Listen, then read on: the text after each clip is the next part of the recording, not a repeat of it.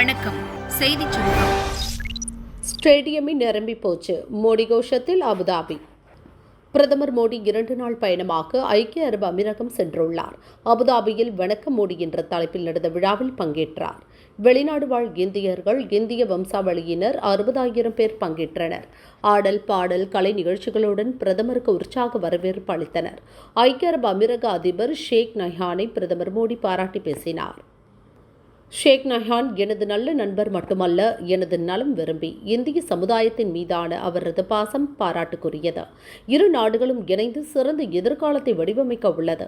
இந்தியாவை 3வது பொருளாதார வலிமைமிக்க நாடாக மாற்றுவேன். அபுதாபியில் 1.5 லட்சத்திற்கும் மேற்பட்ட இந்திய மாணவர்கள் படிக்கின்றனர். கடந்த மாதம் இங்குள்ள IIT டெல்லி வளாகத்தில் முதுகலை படிப்பு துவங்கப்பட்டது. துபாயில் விரைவில் CBSE அலுவலகம் திறக்கப்படும். இங்குள்ள இந்திய சமூகத்திற்கு சிறந்த கல்வியை வழங்க இது உதவியாக இருக்கும். இரு நாடுகளும் இணைந்து புதிய வரலாற்றை எழுதுகின்றன. அதில் நீங்களும் ஒரு பகுதி எனவும் பிரதமர் மோடி குறிப்பிட்டார். साथियों, मुझे खुशी है कि हमें भी 4 बार भारत में उनका स्वागत करने का अवसर मिला है.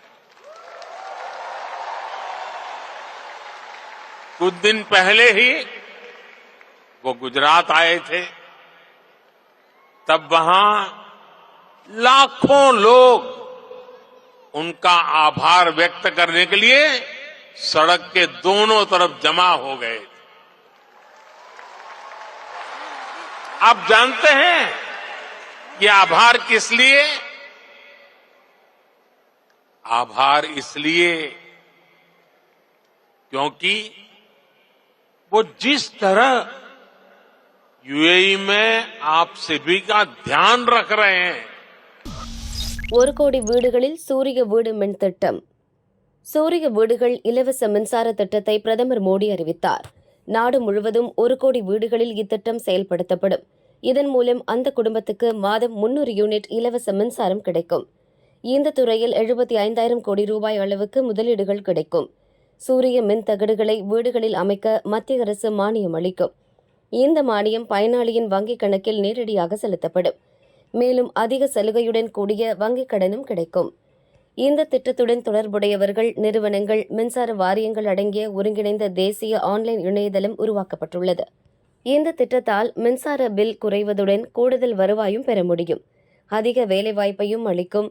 அளப்பரிய சூரிய மின்சக்தியை முழுவதும் பயன்படுத்த இந்த திட்டத்தில் அனைவரும் சேருவதை இளைஞர்கள் ஊக்குவிக்க வேண்டும் என பிரதமர் மோடி தெரிவித்துள்ளார். மக்களின் உயிரை விட ஓட்டுதான் முக்கியமா? கோவை குண்டுவெடிப்பு குற்றவாளிகளை விடுதலை செய்ய திமுக அரசு தீவிரமாக முயற்சிப்பது மிகவும் துரதிருஷ்டவசமானது என பாஜக மாநில தலைவர் அண்ணாமலை கூறினார். 1998 பிப்ரவரி 14 கோவையில் நடந்த குண்டுவெடிப்பில் 58 பேர் கொல்லப்பட்டனர்.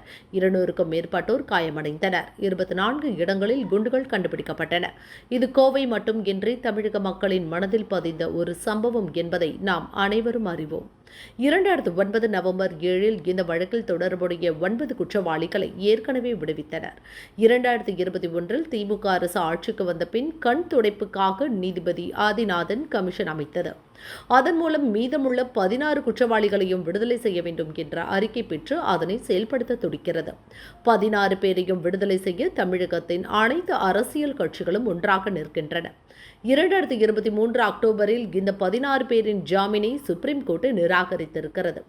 ஆனாலும் குற்றவாளிகளை விடுவிக்க நினைக்கும் திமுகவின் மனநிலை என்னவென்று எனக்கு தெளிவாக தெரியவில்லை. லோக்சபா தேர்தலை முன்வைத்தே அதற்கு முன் இதை செய்து முடிக்க நினைக்கிறார்கள். மக்களின் உயிரை விட ஓட்டுதான் இவர்களுக்கு முக்கியமாக போய்விட்டது. இந்தியாவின் மிக உயர்ந்த நிலையில் மததுவேஷ அரசியலை செய்பவர்கள் யாராவது இருந்தால் திமுக தான் முதலில் வரும். பயங்கரவாத குற்றங்களில் வராத மற்ற கைதிகள் விடுதலை செய்வதை நாங்கள் எதிர்க்கவில்லை. ஆனால் இவர்கள் செய்வது சுப்ரீம் கோர்ட் எதிர்ப்பையும் மீறும் செயல். ஏற்கனவே 2009 ஒரு தவறை செய்துவிட்டார்கள், இரண்டாவதாக செய்ய மாட்டார்கள் என்று நம்புகிறேன் எனவும் அண்ணாமலை கூறினார். It's very unfortunate the DMK government is trying its best to release 16 convicts in the infamous Coimbatore bomb blast. And they're doing everything within their part to get this done before the Lok Sabha election just to get a brownie point. In 2009, November 7, they released 9 convicts of this case. Cho Ramasamiji, a great writer and ideologue, he mentioned This act is equal to a government of the day acting as a patron of a terror organization. Now there is huge demand, a created demand, artificial demand, which every single political party in Tamil Nadu except BJP, they all have joined the bandwagon. They wanted to release the remaining 16 people also. Now it's very unfortunate to see the political parties of Tamil Nadu behaving just for vote bank politics. Only in October 2023, the Supreme Court has squarely rejected the bail for all the 16 convicts, saying it's a grave crime of the very high order. Now, the DMK government in 2021, after they came to power, they got the Justice Adinathan Commission, and more like an IWAS commission. They got a report from the commission which said they should be released. And they are trying to find all means at their disposal to release all the 16 prisoners immediately. Now, BJP Tamil Nadu will strictly condemn. I clearly don't know what the DMK's mindset is. If there is somebody who will do religious appeasement politics of the highest order in India, DMK comes first. We are not against other prisoners getting released who don't fall into the category of a terror crime or crimes of the highest grievous nature. Now they are trying to find everything at their disposal to get them released before Lok Sabha election, just because for them winning elections and getting votes matters more than human lives. I hope and pray DMK doesn't get into that misadventure. In 2009 they have done one mistake. I hope they don't do the second one. Bharatiya Janata வேட்பாளர் பட்டியல் ready, வெளியாவது எப்போது? தமிழக பாஜக தலைவர் அண்ணாமலை டில்லியில் 16-17 தேதிகளில் மேலிட தலைவர்களுடன் ஆலோசனை நடத்த உள்ளார். இதுகுறித்து பாஜக வட்டாரங்கள் கூறியதாவது: பிரதமர் மோடி வரும் 25ஆம் தேதி திருப்பூர் பல்லடம் பொதுக்கூட்டத்தில் கலந்து கொள்வார். இதனால் கட்சியினர் உற்சாகம் அடைவர். அந்த உற்சாகத்தை தேர்தல் வரை நீட்டிக்க பாஜக முன்கூட்டியே வேட்பாளர் பட்டியலை தயார் செய்து வைத்துள்ளது. இதனிடையே வரும் 17-18 தேதிகளில் பாஜக தேசிய பொதுக்குழு கூட்டம் டெல்லியில் நடக்கிறது. தமிழக பாஜக மாநில மாவட்ட நிர்வாகிகள் பங்கேற்கின்றனர். அந்த கூட்டத்தில் அண்ணாமலை வேட்பாளர்கள் குறித்து மேலிட தலைவர்களுடன் ஆலோசனை செய்கிறார். அதனைத் தொடர்ந்து வேட்பாளர்கள் பட்டியலை இறுதி செய்து இம்மாத இறுதிக்குள் வெளியிட திட்டமிட்டுள்ளதாக பாஜக வட்டாரங்கள் தெரிவிக்கின்றன. நிதிநிலை சரியில்லை, பொறுமையை இருங்க. அரசு ஊழியர்கள், ஆசிரியர் சங்கங்கள் வேலைநிறுத்த அறிவிப்பை கைவிட வேண்டும் என நிதியமைச்சர் தங்கம் தென்னரசு வேண்டுகோள் விடுத்துள்ளார். தமிழகம் சந்தித்த 2 இயற்கை பேரிடர்கள், எதிர்பாராத செலவுகள், மத்திய அரசிடமிருந்து வராத நிதி போன்றவற்றால் மாநிலத்தின் நிதி பற்றாக்குறை அதிகமாகிவிட்டது. வருவாயை பெருக்கி நிதிநிலையை சீர் செய்ய நடவடிக்கை எடுக்கப்பட்டுள்ளது. நிதி நிலைமை சீரடைந்ததும் அரசு ஊழியர்கள் கோரிக்கை பரிசீலிக்கப்படும். இந்த சூழலில் அரசு ஊழியர்கள், ஆசிரியர்கள் சங்கங்கள் அறிவித்துள்ள வேலைநிறுத்த அறிவிப்பை கைவிட்டு அரசுக்கு ஒத்துழைப்பு தர வேண்டும் என்று அமைச்சர் தங்கம் தென்னரசு தெரிவித்துள்ளார். ஆனால் அமைச்சரின் வேண்டுகோளை நிராகரித்த ஜாக்டோஜியோ நிர்வாகிகள் முதல்வர் அழைத்து பேச வேண்டும் என வலியுறுத்தினர். தேசிய விருதுகள் பட்டியலில் இந்திரா பெயர் மாற்றம். தேசிய அளவில் சிறந்த திரைப்படங்கள், நடிகர், நடிகையர், இயக்குநர்கள், தொழில்நுட்ப கலைஞர்களுக்கு ஆண்டுதோறும் தேசிய விருதுகள் வழங்கப்படுகின்றன.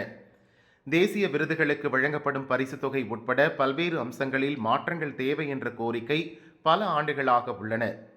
இதற்காக மத்திய தகவல் ஒலிபரப்புத்துறை அமைச்சகம் ஒரு கமிட்டியை உருவாக்கியது. இந்த கமிட்டி பரிந்துரைப்படி சில மாற்றங்கள் செய்யப்பட்டுள்ளன. சிறந்த புதுமுக இயக்குநருக்கு முன்னாள் பிரதமர் இந்திராவின் பெயரில் வழங்கப்பட்டு வந்த விருது இனி சிறந்த புதுமுக இயக்குநர் என்ற பெயரிலேயே வழங்கப்படும். இதற்கான பரிசுத் தொகையை இயக்குநரும் தயாரிப்பாளரும் பகிர்ந்து வந்தனர். இனி அந்த பரிசுத் தொகை இயக்குநருக்கு மட்டுமே வழங்கப்படும். தேசிய ஒருமைப்பாட்டை வலியுறுத்தும் சிறந்த திரைப்படத்துக்கான விருது நடிகை நர்கிஸ் தத் பெயரில் வழங்கப்பட்டு வந்தன. இனி இந்த விருது தேசிய சமூக மற்றும் சுற்றுச்சூழல் மதிப்பீட்டை ஊக்குவிக்கும் திரைப்படம் என்ற பெயரில் வழங்கப்படும். அதேபோல திரைத்துறையில் வாழ்நாள் சாதனை புரிந்தவர்களுக்கு வழங்கப்படும் தாதா சாஹேப் பால்கே விருதின் பரிசுத் தொகை 10 லட்சத்திலிருந்து 15 லட்சம் ரூபாயாக உயர்த்தப்பட்டுள்ளது. ஸ்வர்ண கமல் விருது பரிசு தொகை 3 லட்சமாகவும், ரஜத் கமல் விருது பரிசு தொகை 2 லட்சமாகவும் உயர்த்தப்பட்டுள்ளன. லோக்சபா தொகுதி பங்கீடு, காங்கிரசுக்கு ஆம் ஆத்மி ஷாக்.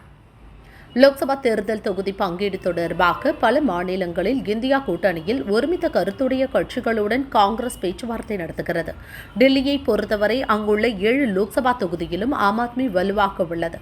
ஆனால் ஆரம்பகட்ட பேச்சுவார்த்தையின் போது காங்கிரஸ் 4 தொகுதி கேட்டது. மீதமுள்ள 3 தொகுதிகளில் ஆம் ஆத்மி போட்டியிடட்டும் என்றது. இப்போது தொகுதி பங்கீடு பேச்சுவார்த்தை ஆரம்பமான நிலையில் ஆம் ஆத்மி எம்பி சந்தீப் பதாக் பதிலடி கொடுத்துள்ளார். தகுதியின் அடிப்படையில் டெல்லியில் காங்கிரஸ் கட்சிக்கு ஒரு இடம் கூட தர முடியாது.